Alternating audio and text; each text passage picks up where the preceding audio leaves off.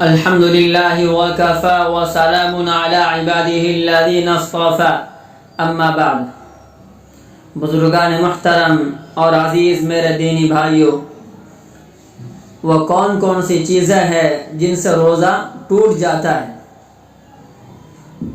اس میں ایک سوال یہ ہے، غلطی سے یا کسی کی دھمکی سے یا ڈر کی وجہ سے روزہ توڑ دیتا ہے تو اس کا روزہ ٹوٹ جائے گا، باقی نہیں رہے گا۔ لیکن یہ ہے کہ وہ اس روزے کا بعد میں صرف قضا کرے گا، اس پر کفارہ لازم نہیں آئے گا۔ بھول کر کھانے پینے سے روزہ نہیں ٹوٹتا، چاہے ایک سے زائد بار بھی بھول کر کھا لیا یا پی لیا تو روزہ نہیں ٹوٹے گا۔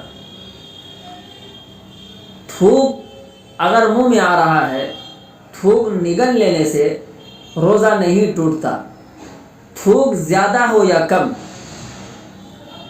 ایک سوال یہ ہے، کسی کے مسوڑوں سے خون آتا ہے، کسی کے مسوڑوں سے خون آتا ہے، اس نے اس کو نگل لیا، اندر ہی اندر خون آیا، اس نے اندر ہی اندر اس کو پی لیا، تو کیا اس سے روزہ ٹوٹ جائے گا؟ خون اگر زیادہ ہے تو اس سے روزہ ٹوٹ جائے گا۔ خون اور تھوک دونوں برابر ہو تو اس سے بھی روزہ ٹوٹ جائے گا۔ تیسری شکل یہ ہے کہ خون کم ہو اور تھوک زیادہ ہو تو اس صورت میں روزہ نہیں ٹوٹے گا۔